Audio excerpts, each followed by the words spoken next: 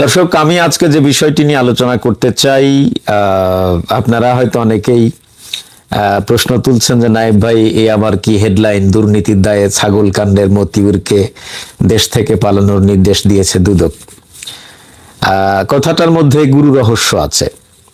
আসসালামু আলাইকুম সম্মানিত বন্ধুরা, শুভেচ্ছা নেবেন। সকলে কেমন আছেন অবশ্যই মেসেজ করে জানাবেন। বাংলাদেশে একটি ছাগল সে নষ্ট করে দিয়েছে, ধ্বংস করে দিয়েছে রাজস্ব কর্মকর্তা মতিউর রহমানকে। অবশেষে দেশ থেকে পালিয়েছে রাজস্ব কর্মকর্তা মতিউর রহমান, সেটা আমরা সকলে জানি। কিন্তু সে পালিয়েছে, তাকে কে সাহায্য করেছে এই বিষয় নিয়ে তথ্য আছে। নায়েব আলী ভাই এই সম্পর্কে তথ্য দিয়েছে। অবশ্যই সম্পূর্ণ নিউজটি স্কিপ না করে দেখবেন। আমরা কথা বাড়াবো না, চলে যাব স্ক্রিনে। আপনারা জানেন যে আমি বহু বছর আগের থেকে আমি দুদককে দুদক বলি না, দুর্নীতি দমন কমিশন বলি না, আমি দুর্নীতি লালন কমিশন বলি। কারণ হচ্ছে যে তারা আসলে দুর্নীতিবাজদেরকে দমন করে না, বরং দুর্নীতিবাজদেরকে লালন করে। এই জন্য আমি দুদকের পরিবর্তে দুলাক বলি, দুর্নীতি লালন কমিশন। তো আজকে এই হেডলাইনটা কেন দিলাম? এই জন্য দিলাম যে আপনারা জানেন যে ছাগল কাণ্ডের যে রাজস্ব কর্মকর্তা মতিউর, তিনি রোববারে দেশ ছেড়েছেন মর্মে বাংলাদেশের মেইন স্ট্রিম মিডিয়া নিউজটা করেছে। তো উনি যখন দেশ থেকে পালিয়ে গেছেন অলরেডি, তখন দুদক তাকে দেশত্যাগে নিষেধাজ্ঞা জারি করেছে। বিষয়টা বোঝার চেষ্টা করুন। এই মতিউরের বিরুদ্ধে তারা অতীতে 4 বার তার বিরুদ্ধে তদন্ত করেছে, তার দুর্নীতি আছে কিনা, কিন্তু আলোর মুখ দেখেনি। কেন আলোর মুখ দেখেনি? সবই তো বুঝতে পারছেন। তারা দুর্নীতিবাজদেরকে লালন করে, এই জন্য আলোর মুখ দেখেনি। চতুর্থ পঞ্চমবারের মতো তারা তার দুর্নীতি খতিয়ে দেখার জন্য তারা আবার তদন্ত শুরু করেছে। তো যখন তদন্ত শুরু করেছে, তার মধ্যেই তিনি দেশ থেকে পালিয়ে গেছেন। দেশ থেকে পালিয়ে যাবার পর দুদক এখন তার বিরুদ্ধে দেশত্যাগে নিষেধাজ্ঞা জারি করেছে। মানে কতটা হাস্যকর! আমাদের দেশের এই প্রতিষ্ঠানগুলিতে যারা চাকরি করে, এদের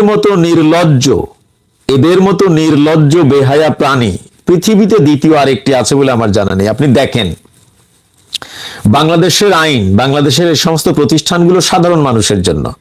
মানে সাধারণ মানুষের বিরুদ্ধে যদি পান থেকে, মানে বাংলাদেশের সাধারণ নাগরিকরা যদি পান থেকে চুন খসায়, তাহলে তারা তিলকে তাল বানিয়ে ফেলে।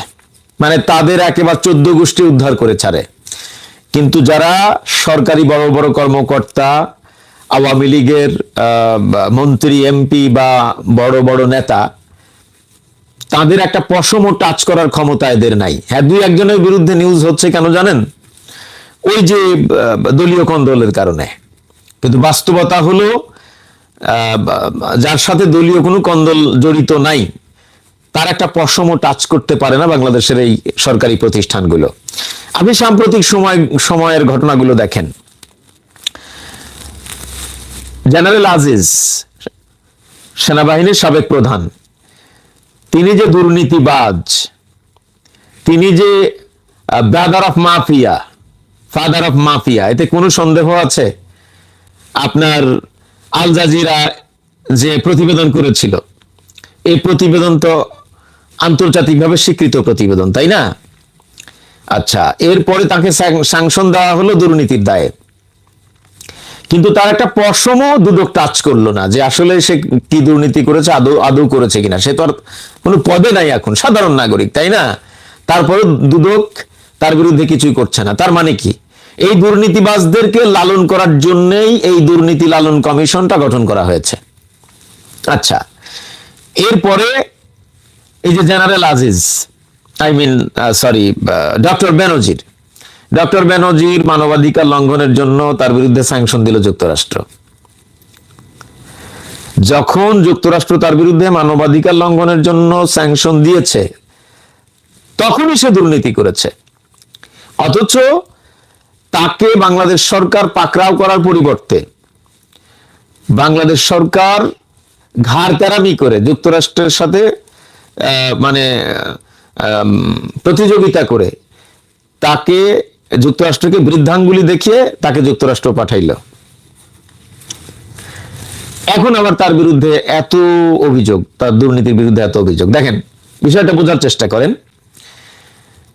ডক্টর বেনজির যখন ব্যাংক থেকে সব টাকা তুলে ফেলছে, তখন দুদক নির্দেশ দিয়েছে তার ব্যাংক অ্যাকাউন্ট ফ্রিজ করতে। কতটা হাস্যকর, বিষয়টা বোঝার চেষ্টা করেন। মানে চোরকে বলে চুরি করতে, আর গৃহস্থকে বলে সজাগ থাকতে। এই হলো দুদক। বললাম দুর্নীতি লালন কমিশন, তারা দুর্নীতিবাজদেরকে লালন করে। আবার এই যে দেখেন, শফিকুল ইসলাম মিয়া, পুলিশের সাবেক কমিশনার, তার বিরুদ্ধে দুর্নীতির রিপোর্ট হলো, সে বিদেশে পালিয়ে গেল। আরো দেখেন, এই যে আমরা তো ভাই দেশ এবং দেশের জনগণের জন্য কথা বলি। আমাদেরকে প্রায় বলা হয় যে এই পুলিশেরই বড় বড় কর্মকর্তা, এই ডক্টর বেনজির সহ, আমাদেরকে ইন্টারপোলের মাধ্যমে দেশে নিয়ে বিচার করবে। অথচ এই লোকগুলি দেশ থেকে পালিয়ে গেল, মানে কি বলে, দেশত্যাগে নিষেধাজ্ঞা তো জারি করেইনি দুদক। পালিয়ে যাবার পরেও অন্তত এই কথাটা বলবে যে ইন্টারপোলের সাহায্য নিয়ে আমরা তাদেরকে দেশে ফিরিয়ে এনে বিচার করব, সেটাও কিন্তু দুদক বলেনি। এই শফিকুল ইসলাম মিয়ার বিরুদ্ধেও বলেননি, ডক্টর বেনজিরের বিরুদ্ধেও বলেনি। আর আজিজের তো কিছুই করতেছে না। এখন দেখেন মতিউর যখন দেশ থেকে পালিয়ে গেছে, তখন মতিউর বিরুদ্ধে দেশত্যাগে নিষেধাজ্ঞা জারি করছে। মানে বিষয়টা হলো যে, ওই যে বললাম, আইওয়াশ, মানে জনগণকে দেখাচ্ছে যে দুদক কাজ করতেছে, কিন্তু তলে তলে এই দুর্নীতিবাজদেরকে তারা আশ্রয় প্রশ্রয় দিচ্ছে, দুর্নীতিবাজদেরকে সেভ করছে। কিভাবে সেভ করলো দেখেন। বেনজির কোথায় আছে কেউ জানে না। আমরা কয়েকটা নিউজে দেখেছি, কখনো শুনলাম সে দুবাই, কখনো শুনলাম সে কি বলে সিঙ্গাপুর, তারপরে শুনলাম যে সে তুরস্কের নাগরিকত্ব নিয়েছে, আবার শুনতেছি যে না, সে দেশেই আছে। আবার আমাদের কনক ভাই লাইভ করে বসলেন যে না, সে আয়নাঘরে বন্দি আছে। আচ্ছা, এই লোকটার সরকারি একটা প্রোটোকল দেওয়া হয়েছিল না অবসরের পর, সে প্রোটোকল তো তুলে নেওয়া হয় নাই, সে প্রোটোকল তো আছেই, তাই না? তো তাকে তো আইন শৃঙ্খলা রক্ষাকারী বাহিনীর কয়েকজন নিরাপত্তা দিচ্ছে। তো যারা নিরাপত্তা দিচ্ছে তারা কোথায়? তাদের তো বেতন চলতেছে। বিষয়টা বোঝার চেষ্টা করেন। মানে দুদক দেখাচ্ছে যে দুদকের অ্যাক্টিভিটি ঠিকই রাখছে, আসলে কিছুই করতেছে না। এই দুর্নীতিবাজদেরকে তারা সেভ করছে। ওই যে বললাম, যত আইন সবকিছু আমাদের জন্য, সাধারণ নাগরিকের জন্য। ওই যে মিল্টন সমাদ্দারের কথা বললাম, মিল্টন সমাদ্দার যদি দুর্নীতি করে থাকে, তার বিরুদ্ধে অ্যাকশন নেবে বাংলাদেশের আইন প্রকারী সংস্থা, বাংলাদেশের বিচার বিভাগ। এ ব্যাপারে আমার কোনো কথা নেই, কোনো আপত্তিও নাই। কিন্তু আসলে কি করলো? মিল্টন সমাদ্দার যদি দুর্নীতি করেও থাকে, তাকে গ্রেপ্তার করা হয়েছে, ভালো, আমার কোনো আপত্তি নাই। কিন্তু মিল্টন সমাদ্দার কোনো রাজনীতি করে না, আওয়ামী লীগের নেতা না, সরকারি কোনো আমলা না, হয়তো কাউকে কোনো মাসোহারা দেয় না। হ্যাঁ, এই জন্য মিল্টন সমাদ্দারকে কিন্তু ঠিকই গ্রেপ্তার করা গেছে। মিল্টন সমাদ্দারকে কিন্তু এই দুদক সেভ করে নাই, ঠিকই গ্রেপ্তার করেছে। কিন্তু যারা দুর্নীতিবাজ, মিল্টন সমাদ্দারের থেকে হাজার গুণ বড় দুর্নীতিবাজ, এদের কিন্তু একটা পশমও টাচ করতেছে না। এই হচ্ছে আমাদের দুদক। আমি আবারও বলছি, এটা দুদক হতেই পারে না, এটা দুর্নীতি লালন কমিশন। 2 লাখ, এটা দুর্নীতি দমন কমিশন কি করে হয়? আপনি দেখেন, মতিউরের বিরুদ্ধে 5 বার তদন্ত করেছে তারা এইবার দিয়ে। প্রশ্ন হলো, আগের 4 বার তদন্ত কেন শেষ হলো না? আগের 4 বার তদন্ত কেন আলোর মুখ দেখলো না? এই প্রশ্নের উত্তর কে দেবে? আমাকে বলেন। আজিজের বিরুদ্ধে আল জাজিরা এত বড় নিউজ করলো, সে আজিজ বহাল তবিয়তে সেনাবাহিনীর প্রধানই থাকলেন। সেই আজিজের ভাইদের সেই খনিগুলোকে বর্তমান চূড়াই সংসদের ভোটচোর প্রধানমন্ত্রী শেখ হাসিনা ক্ষমা করে দিলেন। আবার এখন তার দুর্নীতির দায়ে তাকে স্যাংশন দেওয়া হয়েছে। দুদক কিন্তু তার কিছুই করেনি। অন্যান্য বিষয় নিয়ে যদিও জনগণকে দেখাচ্ছে তারা অনেক কিছু করতেছে, কিন্তু আজিজের ব্যাপারে কিছুই করে নাই। এই হলো আমাদের দুদক। কথা হলো যে রাষ্ট্র যারা চালাচ্ছে তারা সবগুলো এক একটা বড় বড় চোর, সবগুলো এক একটা বড় বড় চোর। এই যে এখন যে লম্বা লম্বা কথা বলতেছে হারুন, আমি চ্যালেঞ্জ করলাম বাংলাদেশের সকল সাংবাদিককে চ্যালেঞ্জ করলাম, আপনারা তদন্ত করে দেখেন। আপনাদের তো সাহস নাই। আপনারা যেগুলো পুঁটি মাছ, যেগুলো ডাইনকানা মাছ, যেগুলো মুদে মাছ, যেগুলো ক্যাসকি মাছ, এগুলোর বিরুদ্ধে ঠিকই আপনারা নিউজ করেন।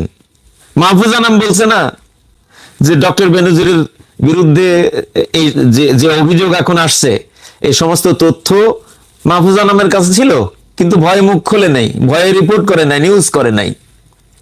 তো তার মানে কি? তার মানে হচ্ছে যে সাংবাদিকরা নিউজ করে আমাদের বিরুদ্ধে। আমরা যারা চুনোপুটি, আমরা যারা ডাইনকানা মাছ, আমরা যারা মুদে মাছ, কেসকি মাছ, আমাদের বিরুদ্ধে রিপোর্ট করে, কিন্তু বোয়াল মাছ, গজার মাছ সাহস নাই তাদের বিরুদ্ধে রিপোর্ট করার। তো তাহলে আপনি এদেরকে সাংবাদিক বলবেন না সাংঘাতিক বলবেন? এটা সব সাংঘাতিক, সব সাংঘাতিক। আমাদের বিরুদ্ধে, আমাদেরকে শোষণ করে, আমাদের উপর নির্যাতন করে তারা পেট চালাচ্ছে। এভাবেই চলছে দেশটা। বেনজিরের বিরুদ্ধে আমরা কথা বলিনি। আমি ডয়েচে ওয়েলের একটা টক শো দেখলাম, সেখানে আমাদের সাবেক একজন সংসদ সদস্য আর একজন সাংবাদিক দেখলাম টক শোতে কথা বলতেছে। সাবেক সংসদ সদস্য বলতেছে যে তার চেহারা দেখে মনেই হয় না যে সে দুর্নীতিবাজ। বাহ বাহ, কি সুন্দর কথা রে! চেহারা দেখে বলে দেয় যে সে ভালো মানুষ। চিনি। আমরা যখন তার দুর্নীতি নিয়ে কথা বলেছি, উনি তখন বলে সে শিক্ষিত, মার্জিত, হ্যান্ডসাম, নানান কথাবার্তা। চেহারা দেখে বলে দিচ্ছে উনি ভালো মানুষ। এ হলো বাংলাদেশ। চেহারা দেখে বলে দেয় সে ভালো মানুষ। আর ভালো মানুষগুলোকে ফাঁসিতে ঝুলাই মারছে। যখন এই মানুষগুলোকে ফাঁসিতে ঝুলাই মারলো, আপনারা দেশবাসী তুই শব্দটি করেন নাই, এখন মজা বোঝেন।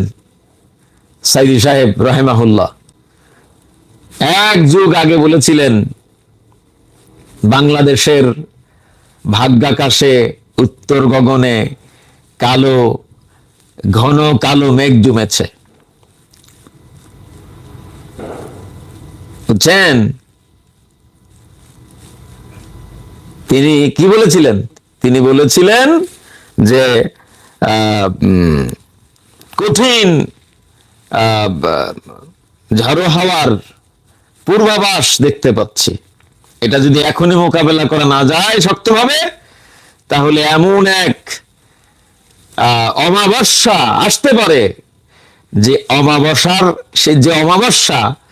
অমাবস্যার শুভেচ্ছাদের কখনো হওয়ার সম্ভাবনা থাকবে না। তাই বাস্তবে কিন্তু তাই হয়েছে। তো এই নাটক আমরা আর কতকাল দেখব? এই নাটক আর আমরা কতকাল দেখব? ওই যে ভারতকে রেল লাইন দেওয়ার পরিবর্তে শুনলাম তিস্তা চুক্তি আবার নবায়ন হয়েছে। আপনারা জানেন মমতা ব্যানার্জি কি বলছে? তার কাছে পরামর্শ না করে বাংলাদেশের সাথে যত চুক্তি করুক মমতা ব্যানার্জি দেবে না। তো এটা আসলে আইওয়াশ যে আমরা একটার পরিবর্তে একটা নিচ্ছি। ভাই, আপনি আপনার প্রতিবেশীকে আপনার বাড়ির উপর দিয়ে রাস্তা করতে দিলেন, তার প্রয়োজনে, আপনার প্রতিবেশীর প্রয়োজনে আপনার বাহির বাড়ি বা আপনার উঠানের উপর দিয়ে রাস্তা করতে দিলেন। সেই রাস্তা দিয়ে আপনার প্রতিবেশী যাওয়া আসা করবে, আপনি যাওয়া আসা করতে পারবেন না। আপনি কি করবেন? আপনি চেয়ে চেয়ে দেখবেন। এটা কি হয় কখনো? এটা কেউ করতে দিবেন? এমন বোকা কেউ আছে পৃথিবীতে? আপনার প্রতিবেশীর সাথে আপনি সুসম্পর্ক রাখবেন, ঠিক আছে। আপনি কোনো একটা ভালো খাবার টাবার রান্না করলে তাকে একটু দিবেন, সে একটু ভালো খাবার টাবার রান্না করলে আপনাকে একটু দিবে, তাই না? আপনি হয়তো 2 দিনের জন্য কোথাও ঘুরতে গেছেন, আপনি বলেন যে ভাই আমার বাড়িটা একটু দেখে রাখিয়েন, বা সে কোথায় ঘুরতে গেল, সে বলে ভাই আমার বাড়িটা একটু দেখে রাখিয়েন। এই তো প্রতিবেশী, তাই না? দায় বিপদে আগায় গেলেন, কেউ একজন অসুস্থ হয়েছে, একটু দেখতে গেলেন, খোঁজখবর নিতে গেলেন, এই তো প্রতিবেশী, তাই না? কিন্তু এই কেমন প্রতিবেশী? আপনার প্রতিবেশী আপনার বাহির বাড়ি অথবা আপনার উঠানের উপর দিয়ে রাস্তা করে, সেই রাস্তা দিয়ে সে হাঁটাচলা করবে, আর আপনি সেটা করতেও দিবেন আর তাকায় তাকায় দেখবেন। এইরকম বোকা পৃথিবীতে দ্বিতীয় কেউ আছে? বাংলাদেশ সেটাই করছে। যাই হোক, আমি এক কথা বলতে গিয়ে অন্যদিকে চলে যাচ্ছি। তো যাই হোক, মতিউর কয়েকদিন আগে বলছে না যে আমি যদি 1 টাকার দুর্নীতি কেউ ধরতে পারেন তাহলে যে সাজা দিবেন মাথা পেতে নেবে, অলরেডি পালাইছে চোর। তো ঠিক আছে, আর কথা বাড়াবো না। আসসালামু আলাইকুম রহমতুল্লাহ। সম্মানিত দর্শক, অনেক আলোচনা দেখতে পেয়েছি। নায়েব আলী ভাই অনেক বক্তব্য দিয়েছে। রাজস্ব কর্মকর্তা মতিউর রহমান সম্পর্কে অনেক অজানা তথ্য আমরা জানতে পেরেছি আজকের এই নিউজ থেকে। সে যে বক্তব্য দিয়েছে মতিউর রহমান সে দেশ থেকে কিভাবে পালিয়েছে এই সম্পর্কে অনেক তথ্য সে দিয়েছে, সেটা আমরা সকলে দেখতে পেয়েছি। সম্মানিত দর্শক, আপনাদের মতামত মেসেজ করে জানাতে পারেন। ভালো থাকবেন। আসসালামু আলাইকুম।